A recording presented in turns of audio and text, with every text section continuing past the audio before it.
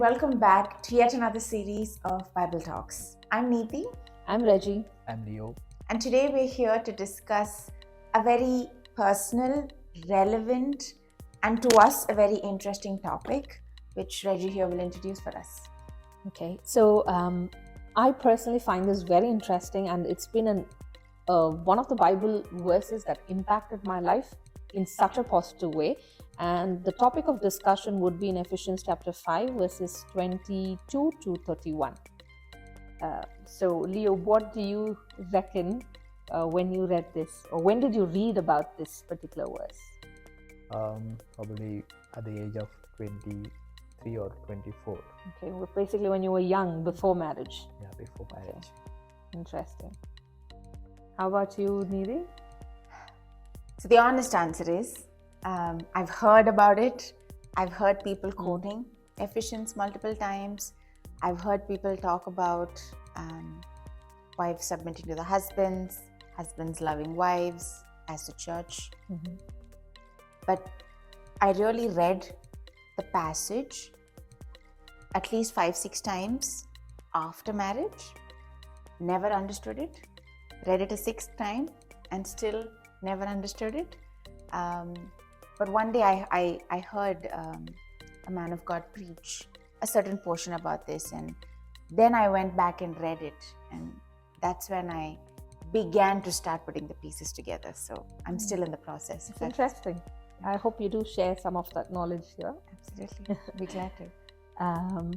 I kind of read or heard about this for the first time after or in the beginning of my marriage, in my late 20s, and I heard a preacher speak, just like how yours was. I've not read about this before, heard of it as either. So yeah, I was in a shock initially, and there are a couple of questions which I had, which we will probably discuss in the due course of our discussion, and how it changed when I completely obeyed this word to the T, and how it changed. So yeah, I think it's going to be interesting, and you are probably going to hear a lot of things. And disclaimer, I love my husband, and we all love our spouses, no matter what you hear from here. Okay, praise Jesus. Okay, We see two things primarily here, right? First is the institution of marriage and how marriage is carried out in earth. Being two ladies before me, what do you see, or how do you see this submitting to husbands as a wife? You want to? Okay. So when I heard this verse, right, actually it's there in Ephesians chapter 5. It says, "For wives, this means to submit your husbands as to the Lord. For the husband is the head of the wife, as Christ is the head of the church." When I heard this verse, the first initial thought which I had, now understand the background is, I believe if you look at it from an intellectual angle, we are both educated, we both have international exposure, we both have, not now, but at the time of when I heard this, we had both a good career start, and we both had a level of exposure that was there. Intellectually, I felt we were equal. Now, when I read this for the first, I heard this for the first time, a wife must submit to a husband as how Christ is the head of the church, he is the head of the family. The immediate thought which I had was, what if he is wrong and I'm right? Why should I submit to him? Was my immediate thought which I had. And then I thought, what if he is wrong and I'm right? In every angle, I thought I was the righteous one, so why should I submit? Then the second immediate thought which I had is, this comes from the word of the Lord. And the word of God is never wrong. So if God is saying wife should submit to her husband, I thought then obviously between me and God, obviously God is correct. So I actually started obeying this word after coming to this, and I started becoming submissive as a choice after reading this word. You see this submissiveness. Yeah. Right. In the modern times, I see that's the most misunderstood or most abused word. True. What according to you is submitting to husband or the specific aspect of submissiveness? I think the unfortunate angle of us knowing English today, and I say unfortunate only because of the meaning of the word, is submission is always to many years in my life. Submission to me was always being weaker. True. Always just listening to the person, no matter what, even if I had a different ideology or a perspective, or just being beaten down. There is somebody who's always dominating over me. This was an understanding for many years in my life. But in this context, what I came to know much later on, and honestly, this was even after I was married. I am married. Is submission is, for one, accepting the other person and understanding the other person. Many times we think compatibility is a problem. We think, am I going to be able to understand this person? And this was a real thought I had also. I might have known my husband before marriage. I might have known anybody else before marriage. But for me, understanding was really a problem. But when you broke yourself down, when you decided to put your guard down and allow your vulnerability to be shown to your spouse, I noticed that submission was a natural thing, at least in my case. For me, if that person understood me, it was very easy for me to respond back versus react back, right? And that is kind of where my understanding of submission really started. For me to be able to forgive the other person, the question of why should I forgive became irrelevant for me. The point of I forgive because I love is what mattered more to me that time. So my 2 cents of why or what submission is today's word. So what, according to you, is submissive from a husband's angle? Do you think a wife should submit to a husband, and how do you respond? Is wife the only one who's supposed to submit, or do you think the husband has to submit? What do you think, as a man and a husband, a role should be of a wife? I will tell you this answer I'm very curious about to see the husband side of it. Yeah. True. Submissive. After the answers that I hear from you, and I'm in a spot. But what according to me is that verse is, I always try to understand Word of God from Word of God, and right from the beginning until the very last book of the Bible, though this might be the biblical answer, but God always told man and woman are equal. And when God says, like how Niti was saying, be submissive to your husband, God also says the previous verse, with reverence accept one another. The previous verse, with reverence obey to one another, and that's what I see as husband wife submitting to husband. In my personal life, if my wife says I'm very submissive to me, I would not accept that, in the sense she might be lying, or she might not be saying to the truest sense. But when she says that I submit to you, it's not because I'm right and she's wrong, and she's getting to the fact that she is going in what my idea or my understanding is. That's not the way, like how you said. It is of how God submitting to the will of God, Jesus submitting to the will of God.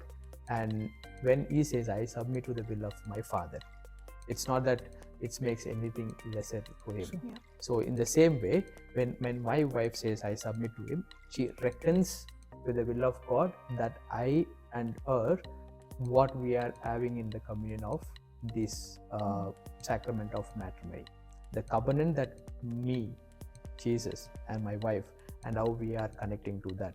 That's how I see that submissiveness comes into picture in my personal wedding life. Yeah. No, I think that's a very beautiful angle. Beautifully put, yes. Simply because for a wife, what we see is definitely not what you see as a husband, right? Because we see certain, this might be a contradictory statement, but we might have a certain emotional angle many times. But sometimes a husband might bring in a practical angle. But there are times when a wife brings in a practical angle and a husband supports the wife emotionally, right? And submission, I think, as all three of us have spoken very beautifully, is our experience in the Lord and with the Lord. Not necessarily Reggie alone, Leo alone, or Niti alone, or our spouses alone, right? It's together, as Leo was saying, in the Lord, in communion with the Lord. So very nice. Yeah. And when we say submission, we should not look at it at a worldly angle.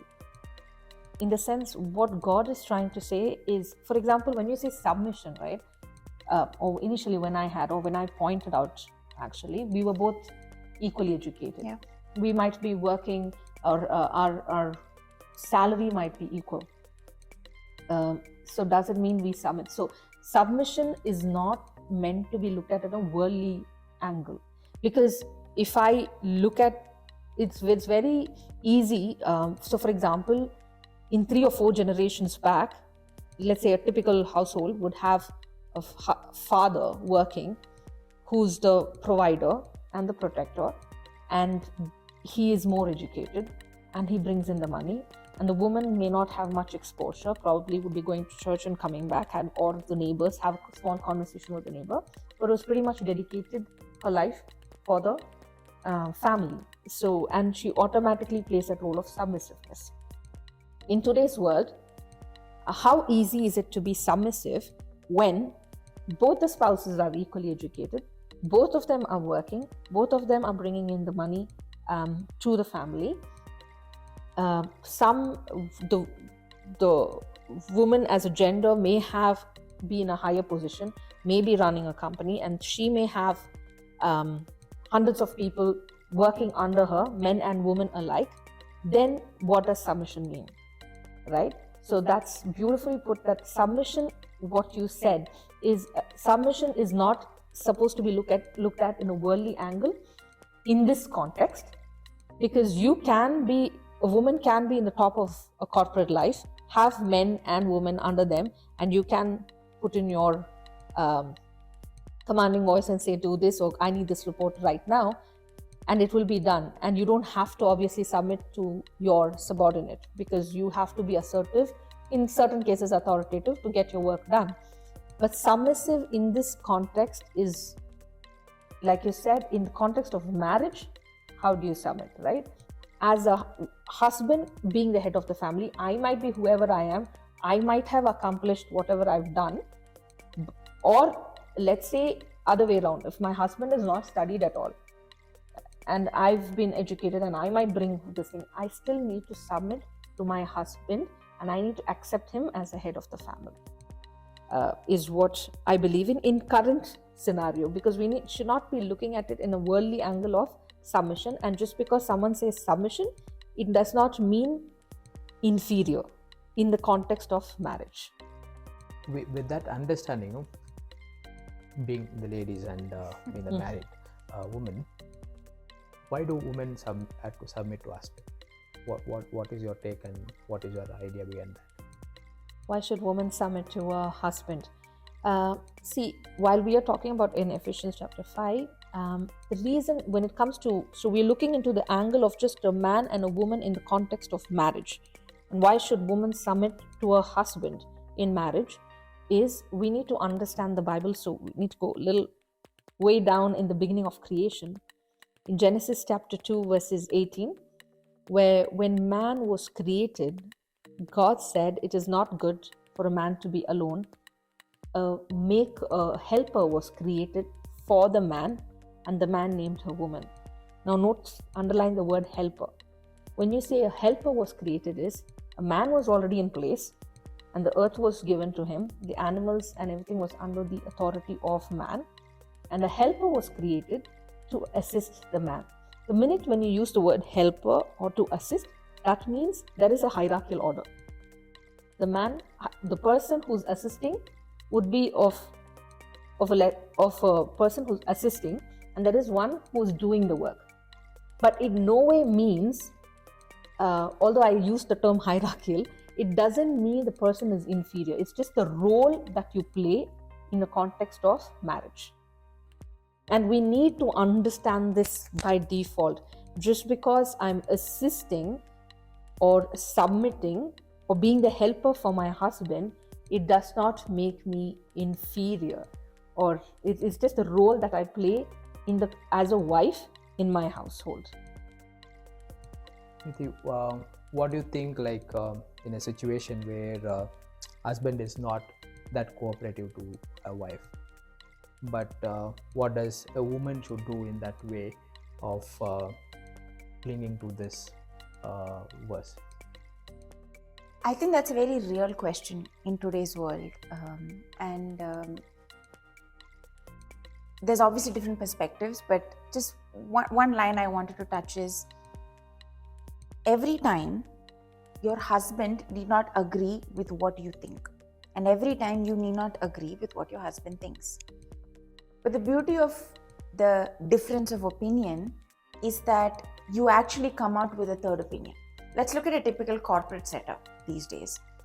Why do you have team meetings? Why do you meet together in an office? Why are people waving the Indian flag saying that we are a subcontinent with diverse geographical aspects and diverse people and diverse languages? I think the differences is what really make people stronger. And today, if my husband differs from an opinion that I'm putting, there's nothing wrong with that. That's an opinion. And if I have to say something and he need not agree, that's still an opinion. But what gets lost in this translation is, you didn't agree to my opinion. But where the focus, personally, according to me, should lie is, what can I bring out of the different opinions and what solution can I find? In today's context, many times, as people, as wives, there's a lot of hype about, I need to be able to do this as a woman. Why is only a man able to do this? True. Which is a fair question, but everybody's forgetting the context. If I'm asking this question in a place where there are hundreds of people, and out of 100 people, 70 of them are men and 30 are women, and the women are not given an equal context, maybe that's a relevant question there. But when we ask this question in a daily marriage, the solution still has to fall on the two people. And if I am unable to agree with that person, then I will need to understand what will make me agreeable and talk and discuss. Communication is a key. Yeah. Communication, thank you. Communication is really the key, because if I'm unable to put across what I want to communicate in a humble way, and I know we were discussing about this a couple of minutes back, even before we started today's session, humility. I think that's really the key for me, because if I'm humble enough to compromise on what I want to say and agree to my husband, then that's me being humble in front of him. And that really ties everything in together. And that also opens doors for me to accept who my husband is. I don't need to always rely back on what I think is right. So, last question on this.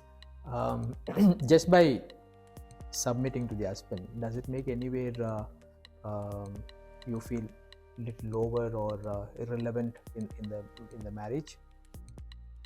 Okay, the reason why I'm answering is I've been married most long than these guys, so I would like to answer that question please. first. So, just because what the question is, just because I submit, do I feel irrelevant or less inferior. or inferior? I'll answer that question. As a former feminist who believed in equalitarianism for a very long time, until I had this transformation with Christ, I did feel that I felt even a marriage should be equal in every angle. So I've done this test driving of trying to be equal in everything that we do. Now what happened here is, so when in this equalitarianism, I tried to say, I can do things on my own, I'm independent on my own, thank you very much.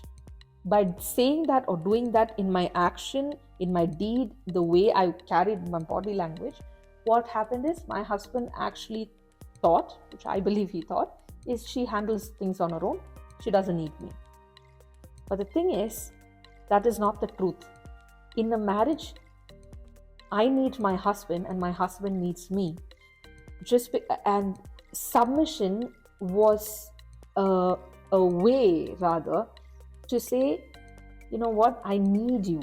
And when I started becoming submissive and opened myself up emotionally, there is that need which my husband saw, okay, she can be submissive. It became a better place for me in my marriage when I became submissive. There was the sense of protection. He realized that I need him, and I do. I may act like earlier I may acted like I didn't need him. I can do things on my own. In reality, I needed my husband and it is a two-way. It is, I would say, okay. In reality, I needed my husband to take me along where I was weak, because I've noticed something in my marriage personally. There are areas where I am weak, and I've noticed, I don't know how God did this. There are the areas where I'm weak at, He's the strongest. So He helps me pull out, from my weakness. And by submitting, I realized He becomes protective of me, and that providing that care automatically, and the love and the emotion comes out in the open.